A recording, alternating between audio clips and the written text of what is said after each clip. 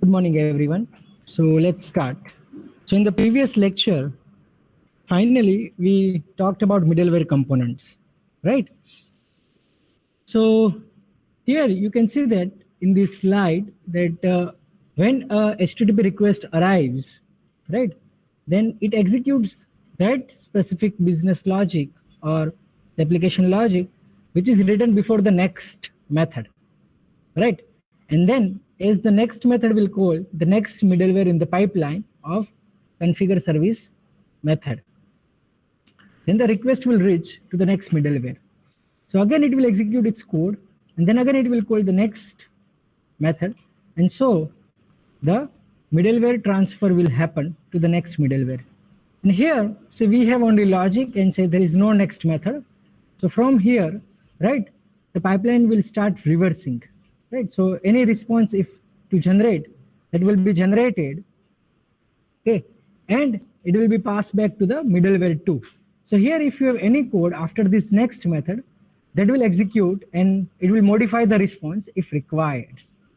Then again, it will pass on to the first middleware. It will execute any code which is available after the next middleware, modify the response if required, and then the response will be served to the user, right? So this is all about the middleware component.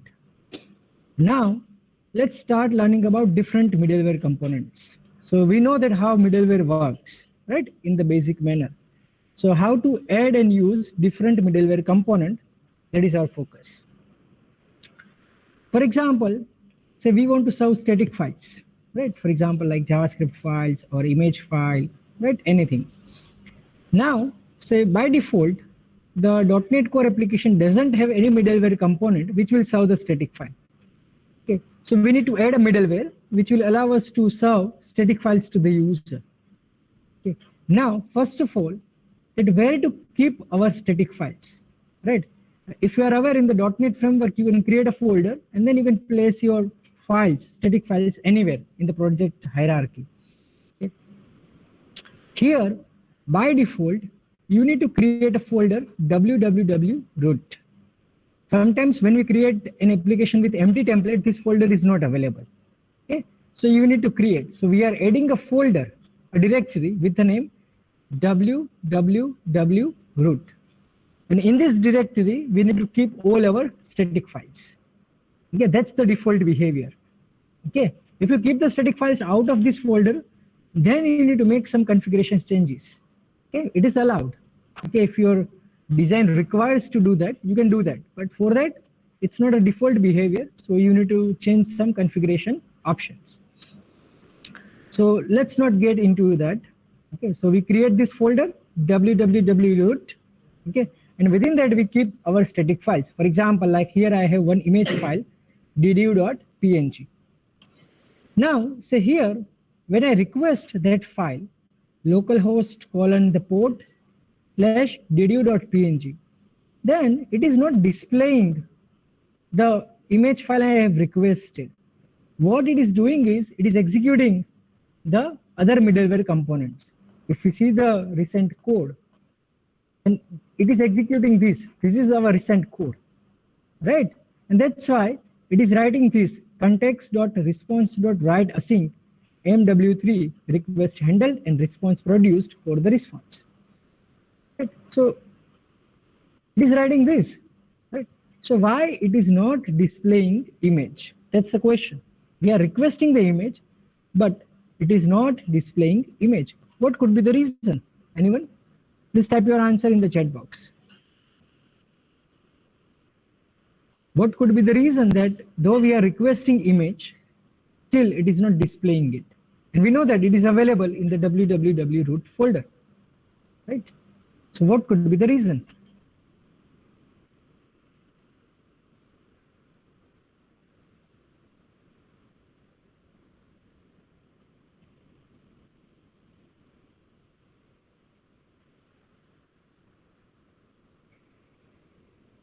Okay. So the reason is that if you see this configure, if you see this configure method, right? Here we have not added any middleware component which will serve static file. The middleware component we have are use developer exception page, use routing, and then the use and the run method. So we don't have any middleware component that will serve the static file. And that's why it is just executing the default code it has. Right? So here that it is not displaying the static file, and the reason is that we have not added the middleware for rendering static files to the user. So now you can see here, before use routing, I'm plugging one middleware app.use static files. So I'm configuring a middleware for serving static files. These middleware will serve the static files if they exist in the www root folder and have requested. Okay, so now, and we should configure this middleware before routing, because normally, right, when you want to serve static files, your MVC routing is not in place or it is not required. Okay, so that's why the static file middleware is normally configured or used or plugged in before the use routing middleware component. Okay, but definitely we will configure it after the exception handling, so that if the file is not found or any other issue, then we will get the exception, right? So that's why the ordering of middleware is very much important. Now let's see what happens.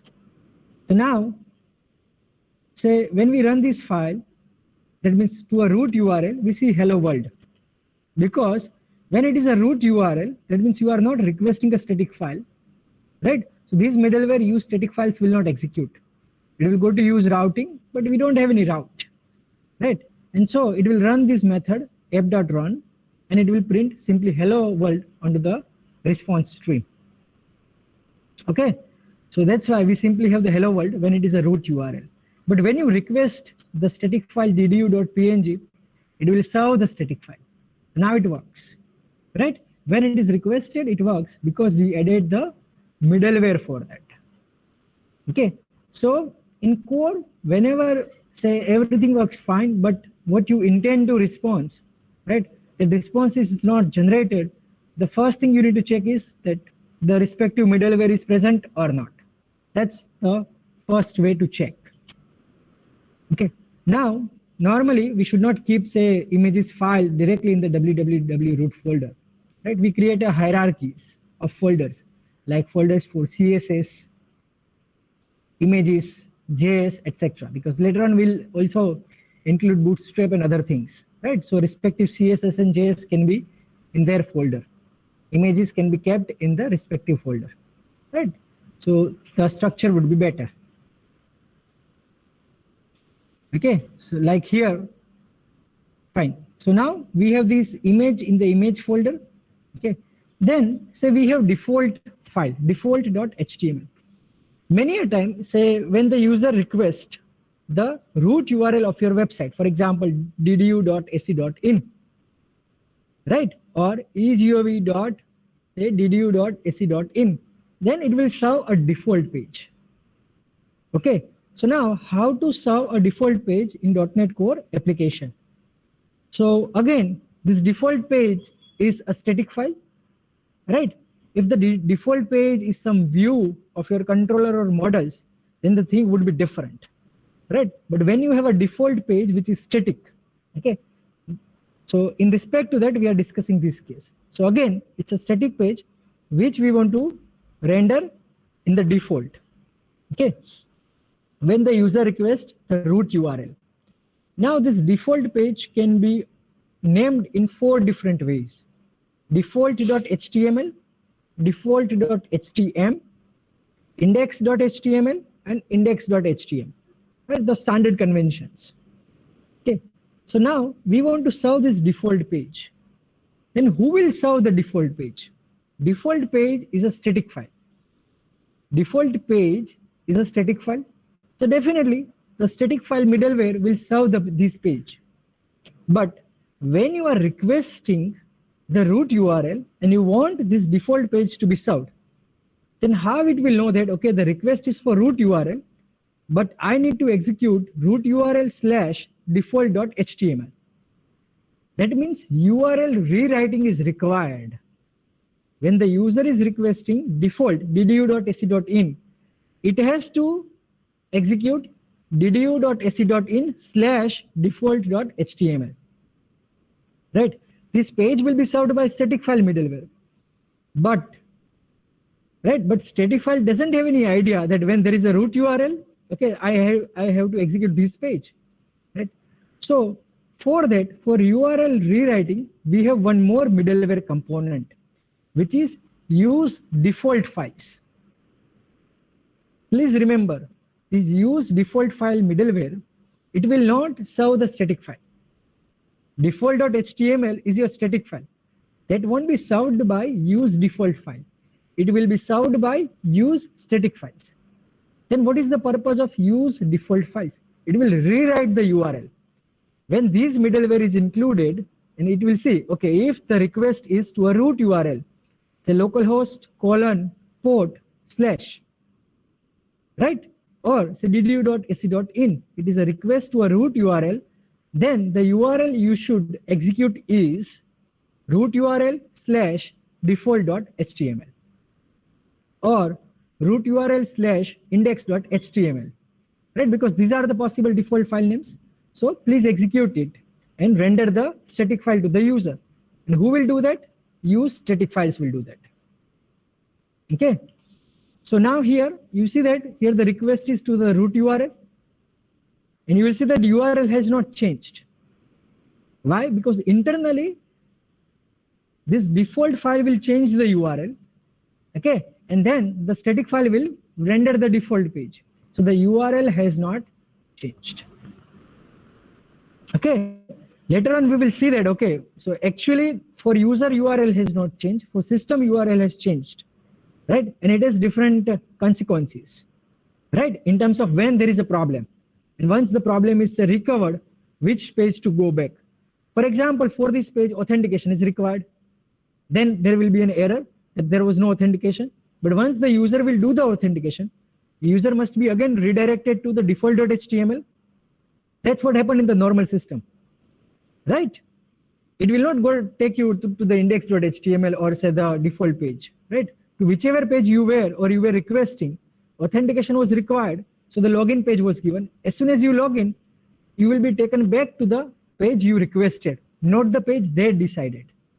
That's the normal thing. Okay. So how these things happen, that we will see when we learn about authentication middleware. Okay. But right now, I believe you are aware what is the purpose of default files and the use static files.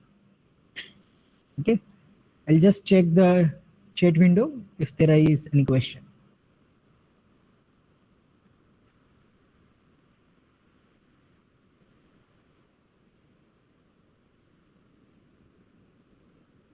Can we show the code of use static file middleware? What is the meaning of it? Okay, you want to see the code of use static file middleware. Yes, it can be done. It's very easy. What you need to do, simply right click on use static files, right? In your Visual Studio Code or Visual Studio. Okay, and then you will have an option, go to definition. Right? So you will see the use static files code. We can definitely see the code. It's open source, right? So even on it is available in the GitHub as well. Right? Now next, suppose I don't want to name my default file as index or default. I want to name it as foo. Okay, no problem. So you need to change some options, and the options are for default file. So you will have the instance or the class default file options. You will create the instance of default file options, and then you will say that, okay, you know about the default file names, forget about it, right? So default file options dot default file names dot clear. That means now it has no idea that what is the default file, whether it is index or default, right? It has no idea. And then you add the default file names, whichever you want to, foo.html. Okay, so now it will try to serve the default file, which is foo.html, and that will be served by use static files.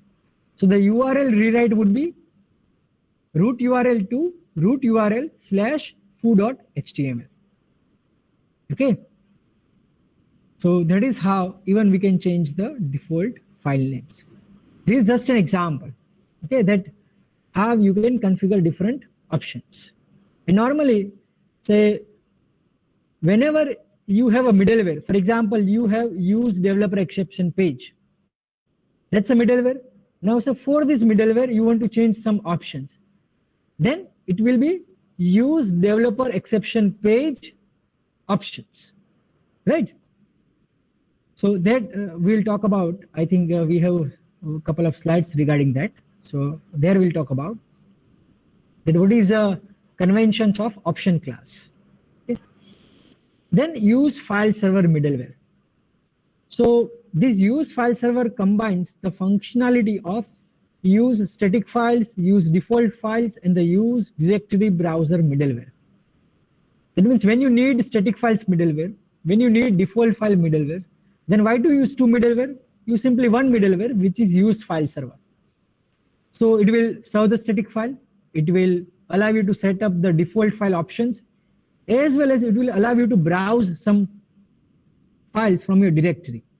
So browsing facility, if you need, for example, you want to ask the user, okay, that these are the different things, right? These are the different images, which image you want to select. You want to open up a, say, your file browser window, pop-up, right?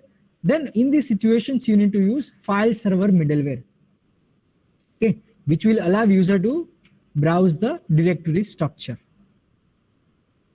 So now I am not using the default file middleware or the static file middleware. What I'm using is a file server middleware. Okay. So the middleware is use file server. So if you want to set the options for it, it would be file server options.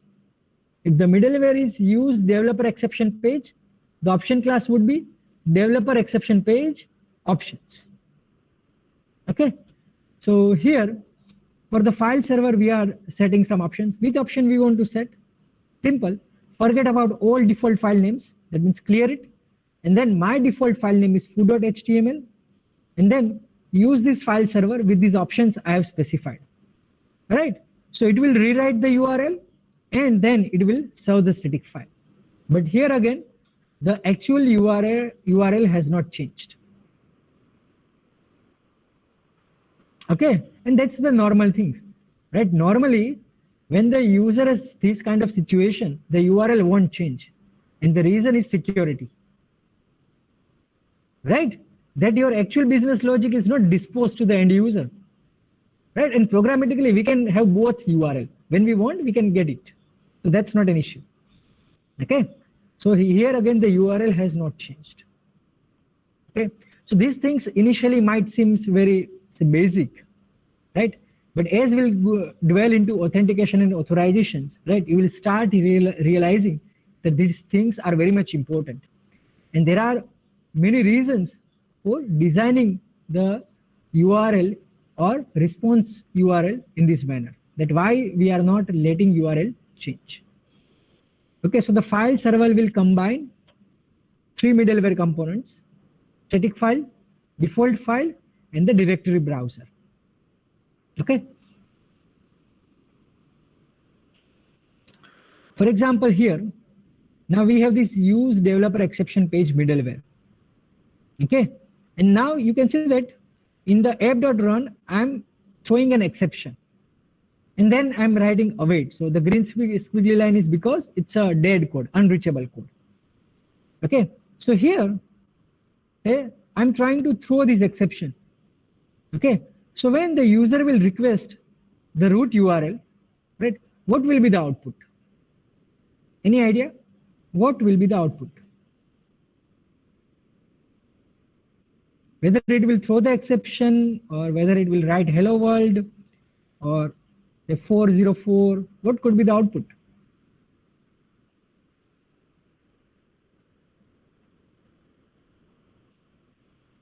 Right? So you can see that when the user is requesting this root URL, it is displaying the output from default.html. Why? Why it is not throwing this exception? Yes, here in the app.run, we are asking it to throw the exception, but it is not throwing exception.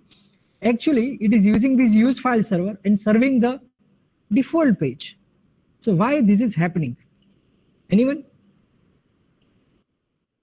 Just note down or type down your answer in the chat box.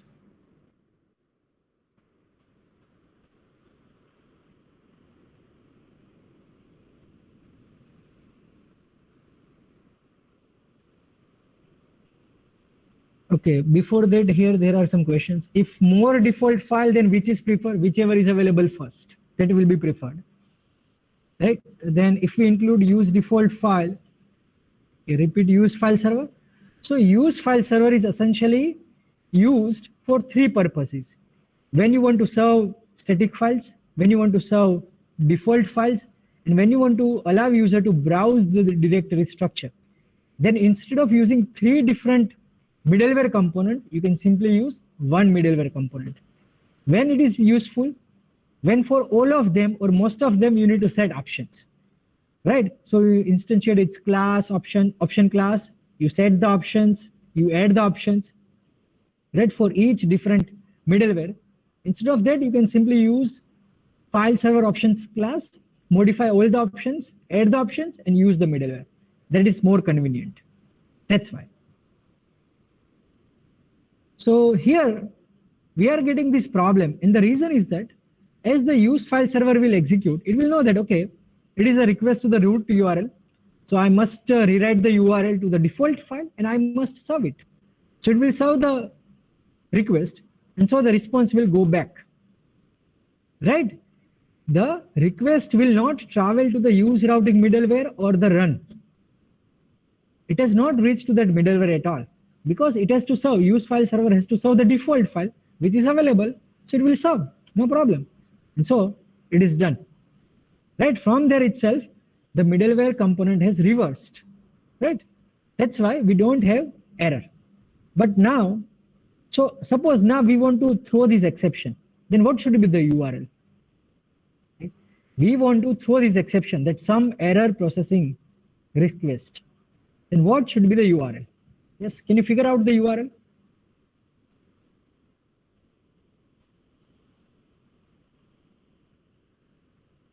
So after root URL, what we need to write? No, we don't need to change the code.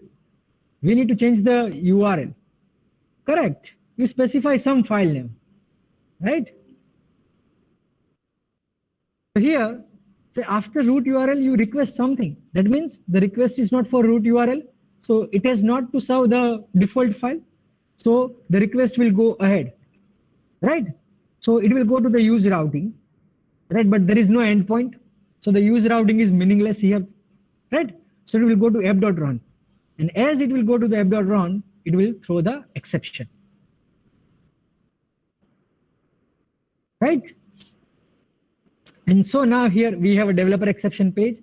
So it will display the stack trace, the query string, if there is any cookies, headers, routing, everything, right? And that's why, right, by default, the environment is production, so that these informations are not, say, given to the end user.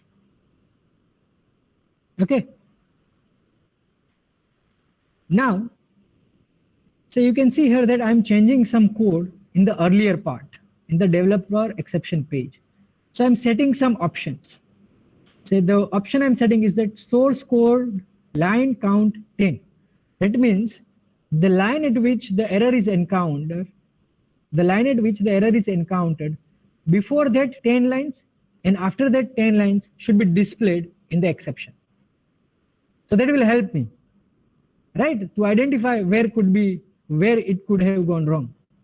Okay, so before 10 line and after 10 line of the line at which exception is encountered, that I want to see in the page itself.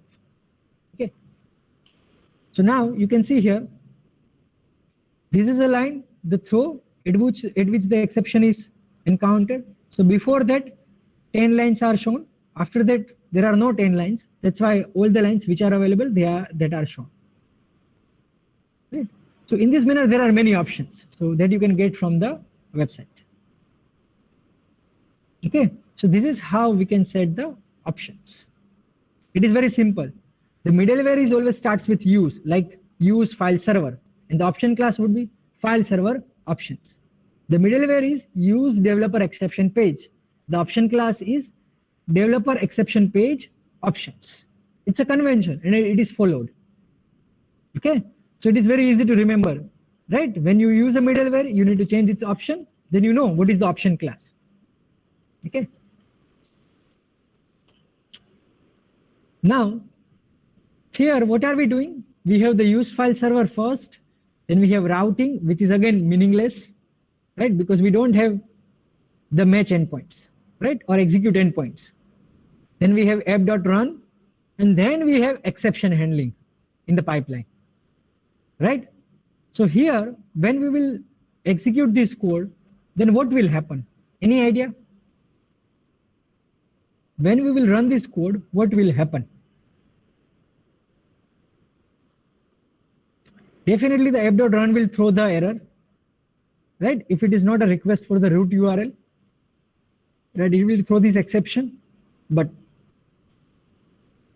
can we see the exception page? No. So you see the request is for xyz.html. It is not for default. If it is request for a default page or the request is for the root URL, then the default page will be shown. But here it is for xyz.html, which doesn't exist. So here it is giving error HTTP error 500. What is 500? Server error. There is something wrong in the server. That's it. Right? And this is very bad because user has no idea what is 500. Right? And when the user will see, okay, or user will try to find the meaning of 500, it means it's a server error. So user will assume there was no problem from my end, it was problem from the server end. But here this happened because this developer exception page is configured after app.run. Now app.run, what it will do, it will throw the exception. So from there only the request processing pipeline will reverse. And that's why it will not go to the next middleware component, which is developer exception page. And so it doesn't execute. So configuring the request processing pipeline in the proper order is very much important. Okay, so it is again the second thing that whenever you execute your application, your output is not as expected, check middleware exists. If exists, is it in the right order? Right? So most of the time the problem lies here. Okay, so I hope things are clear up to now, right? I'll just wait for a half a minute. Let me know if you have any question. Otherwise, I'll move to the next topic.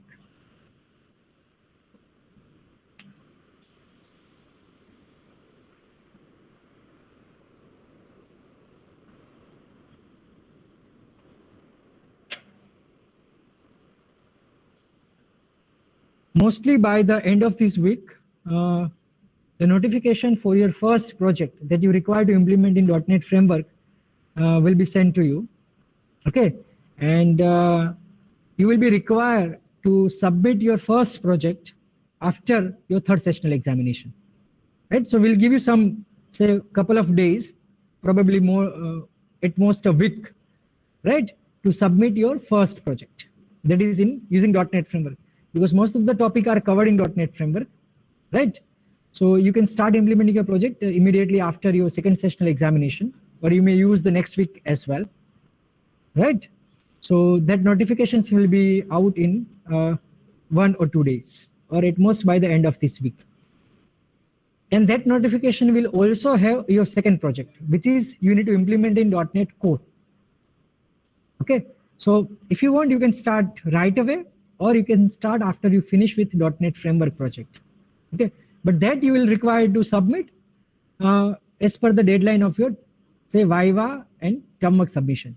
If it is very immediate, right, or very next to the block examinations, or in 1 or 2 weeks of a block examinations, then we will give you a time, right, that you can submit it up to your external examinations. Right, so you will have enough time. At least for one project, you will have, say, couple of weeks. Right, and I request that for both project you keep the same definition. Both will be web application. So keep the same definition. So you have exact idea that how the .NET Framework and .NET Core MVC applications are behaving differently. Okay, and in .NET Framework also the MVC will be taught by Jatayu sir in probably in the next week. But we will not allow you to use MVC also in the .NET Framework, because in the .NET Framework we want you to use the actual toolbox. In the MVC you can't use toolbox. There it's entirely different thing, and that eventually you will learn in the core, right? .NET Core MVC. So the .NET Framework project that you need to implement, it is using the default approach without using MVC. Okay, so request is use the same definition in both project, right? As well as, right, use the different definition for your project that you have used in your previous semester, so that for a different domain you have some more information. Don't use the same definition in all semester, right? This is very important aspect when you need to analyze the requirements, right? No, you don't require to prepare any project report. Okay, that is not part of the subject. So you need to prepare just a code. Okay, there is no report writing required or diagrams or etc. Okay, and again, so use your time, and according to your time and your competency, right, in your own skills and level, right, you create your project. There are no compulsion that for MVC or say course you should have these many controllers. For .NET Framework you should have these many pages, etc.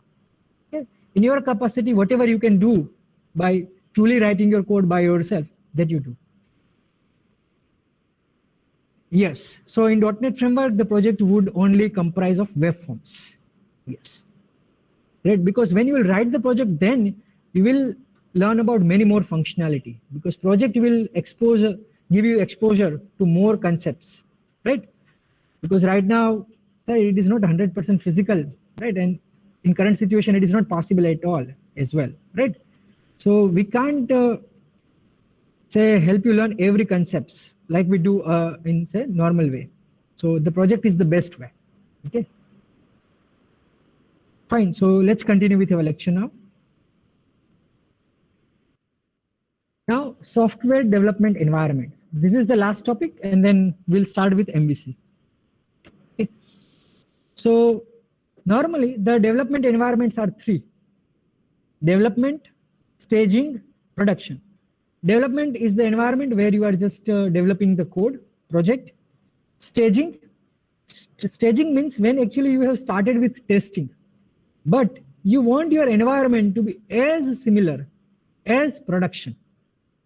Right? For example, you have a business to business application. That means your code or your application uses some other applications while say delivering a response to a user's request. That means it is not only one application, right? That will when the user will make a request. There are multiple applications which are coming together to request a user. Then in the staging environment, right? In the development, you are working with only one application, or you are testing only one application or only your component. In staging, right? All the applications will involve. Even if that actual application is not available, the other application, you will create a mock version of it, replica of it, right? A very lookalike. So you know that during the testing, so when there is an integration of multiple applications, how it behaves. So that is a staging environment. That is very much say similar, right? Or it has very much resemblance to the production or actual environment where you want to deploy. Okay, and then last comes the production, which is the environment where you deploy. Okay, and that is the default. Okay, so you know about the development environment. Okay, so what is the use of development environment? Here you will probably load the non-minified version of JavaScript and CSS, and probably it is available on your server, right? Normally in the production or staging, what you will do, either you will load minified from your server, or you may request it from the CNS, right? You may request from some other cloud servers where it is available. What is the benefit? That whichever cloud server is nearer to the user who has made the request, from there, those JavaScript files, static file will be served, right? and they will have a good facility of caching, right? So the response time would decrease. Another thing is that in the development environment, we use developer exception page. In the staging or production, we don't do that. Right? So in the staging environment, it is very much similar to the actual environment, though it is not actual environment, your application has not been deployed at the client side, right? But if you have many applications together coming together to serve the user request, right? Then you use that application if it is already available, otherwise you mock it. Okay, I'm not aware whether you are aware with this terminology mock, right? But if you'll just consider the literal meaning of mock, you will get it. Okay. So mock is a very usual behavior in terms of testing. If something is not available, you mock the functionality, right? And you test it. Then here you use minified JavaScript CSS, and instead of developer exception page, you try to have a custom error message displayed to the user, which has no any business or say programming jargon thrown at the user, right? Two reasons: user will not comprehend it, or user is trying to manipulate, or the user is malicious. Then it would not have some beneficial information from our system. Production environment, that's the actual live environment, right? That we use. And here it is definitely better that you load minified JavaScript and CSS to improve the performance, right? So when you are creating, say, a college project, it doesn't matter. But as soon as you have, say, number of requests coming from, say, end user or client, which is say more than thousands, right? It will start impacting on the performance. Okay. And also, don't use or never use the developer exception page or similar to anything. Right? Now here in the launch settings.json, you know launch setting.json, it will never be used in production environment. Right? It is only used in the development environment. So here the ASP.NET Core environment is development. Okay, and I'm trying to display the environment name in the run method. So it is displaying that it is environment is development. Okay, that's simple. Then suppose I change the environment variable at a system level, at OS level. I can do that, right? We all can do that, right? We can add the system variable in our OS itself. Then what will happen? These will be override by your configuration files. Why this is important? Right? Because this is a normal practice. When you say deploy a system at a client side, normally you change these system variables, but that will be overwritten by your configuration files. For example, here the variable is development at the OS level. Here in my launch setting.json file, I'm commenting it. Right? So now you will see that it is displaying production. So how it can display production? Because at OS level it is development. At configuration file level, I am not specifying it. So what is the default? It is production. And you know the reason, for safety, right? Okay, now if we again just, that means uncomment it, right? Then we'll have development. Okay, so here I should have kept the snapshot that where I this uncommented this line, right? Then it is displaying development. Okay. Now, if the environment is standard, which is say development, staging, production, so you can use a method is development to check whether the environment is development. You can use is staging to check whether the environment is staging. But what if your environment is different? For example, UAT, user acceptance test, or say QA, quality assurance. Then you can use the extension method env.isEnvironment. And then you can specify the environment name you have configured in your configuration file. Right? So here UAT means where I have specified UAT here. That ASP.NET Core environment is UAT. Either in the launch setting.json or in the app settings.json or in the app settings.uat.json. I have specified that ASP.NET Core environment is UAT, but I don't have method is UAT, right? Or I'm specifying the environment, my environment, right? So then I can use a method env.isEnvironment in the quotes my environment. Right? So that is how you can use the service of iHosting environment. And where you will inject this service? In the configure services method. Right? You will inject this service so that you can use this instance of iHosting environment env into the configure method or in the startup class anywhere. Okay. So this we will inject. Let me show if I have that code.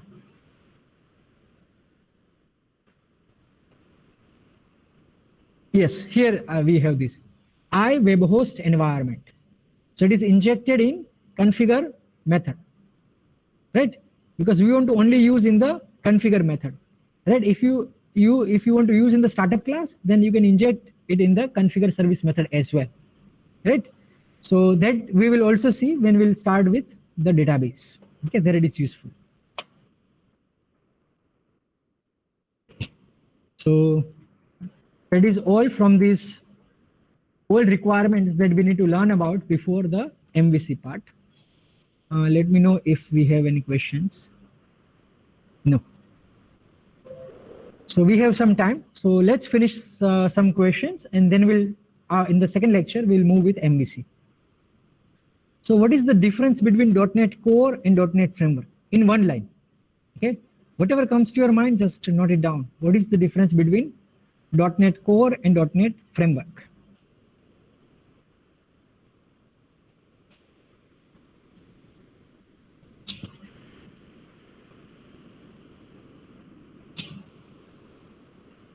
.NET Framework is proprietary, right? .NET Core is open source. Okay. So that's the major difference, right? And as it is open source, right? You have many other advantages of it, right? And apart from that, right, it has a unified approach, etc. Yes, this different is not true at all level. The .NET Core is faster over Framework. It depends as per the application to application, right? For certain applications, still .NET Framework is faster than .NET Core, right? So it depends. So, and you should actually refrain yourself from saying that one platform is faster or say better in general terms, right? If you have a specific application, then you can say that. Otherwise, whenever you are saying a difference to say either writing in the exams or saying to an interviewer or discussing with your peers, never use it loosely that something is better than other. It is not always true for anything, right? If you will take even some languages like Pascal, still you can't say that C# is always better than Pascal. No, it's not true. In certain situations, still Pascal is better, right? When you don't need the advanced functionality of C#, then you should definitely use Pascal if your environment supports it. Right? So always be careful. Okay, open source and proprietary is the right thing. Okay, what is Kestrel?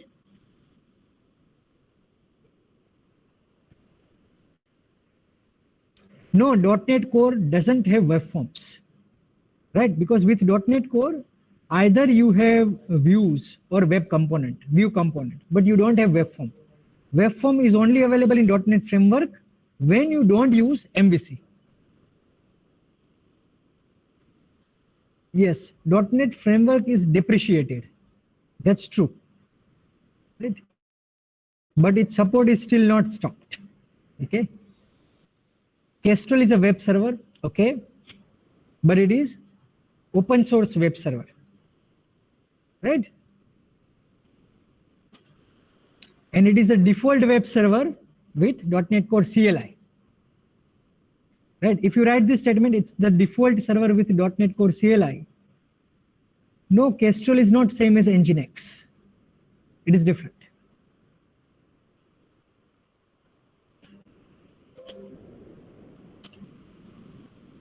Okay, what is startup.cs file?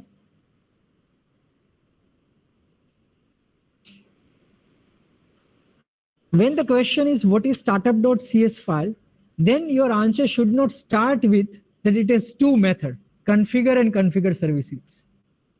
Because then you will write about what is the importance of configure and configure services method. You will not write about what is startup.cs. Okay, so here the question is what is startup.cs, and normally students start writing answer. It has two methods, configure and configure services. Then your answer is partially true. What is startup class? The answer for startup class starts from the main method, if you remember. So now can anyone answer what is startup class?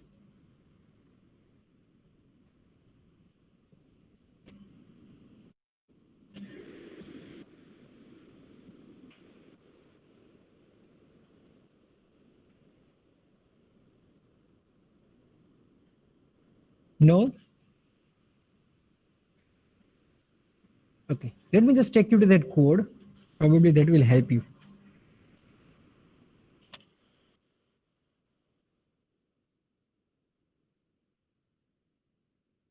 Here is the first reference of startup class you will see. Right? So here you see that where we are calling startup class, when we are configuring the default option for the web host. That means all the default configurations will be available in the startup class. Okay, all the default configuration for your web host will be available in your startup class if it is named as startup.cs or whatever name you give. Right, so that is your answer. And for that configurations, you have two methods, configure services and configure. But the importance of startup class is to configure the default option for your web host or configure different options for your web host. Right?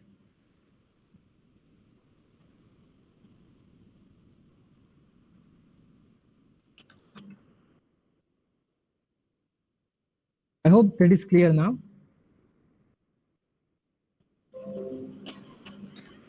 Now, what is the configure services method of the startup.cs file? Right now, you may not just get more information about it because we have not used more services in configure services method.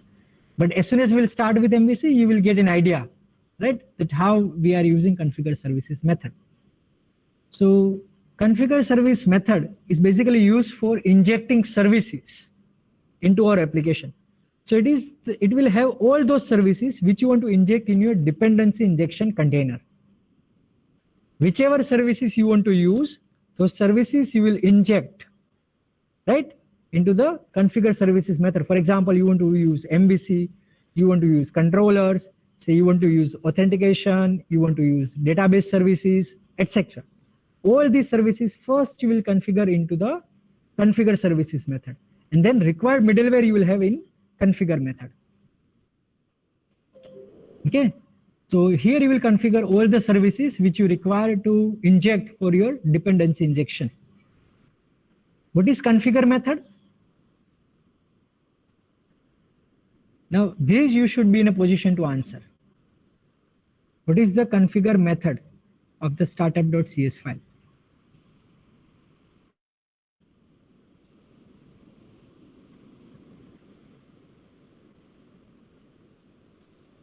Correct.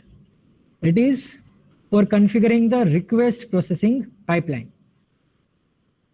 Right? So if someone asks you that which method makes the .NET Core application modular. Modular means you can fit in any manner you want. Right now, so normally we get the advertisements like modular furnitures, right? Modular equipments. Modular means you use whatever you need and you configure in your own manner, right? So the configure method is responsible for this modular behavior because it allows us to fix the request processing pipeline. So in the introductory of .NET Core, right, we studied that .NET Core is modular. So why it is modular? Because it has this configure method. Okay, or actually to make the modular, we are configuring everything in this configure method. But now we know that it is configure method which is responsible for that. Okay, So don't use the terms like routing or any other thing. Simply, it configures request processing pipeline.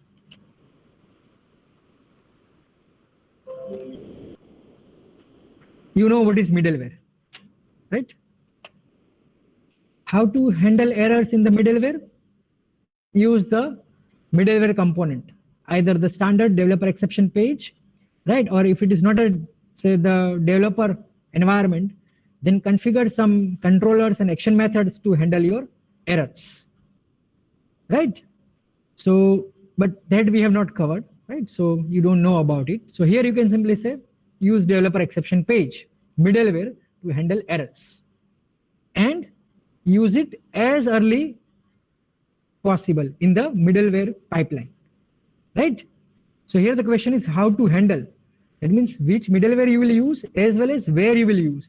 So use as much early possible in your request processing pipeline so that all the later middleware can use this exception middleware, okay, or error middleware. Where static files are available in .NET Core applications?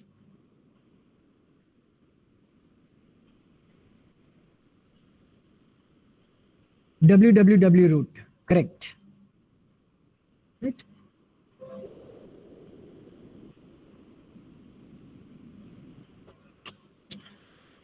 Last, what is the difference between app.run and app.use in .NET Core middleware pipeline?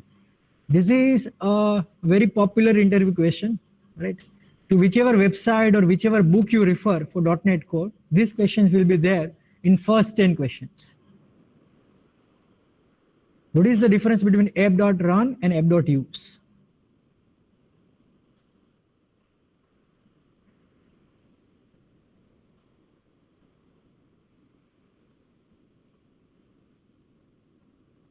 Here, one term is very important, and that is for app.run.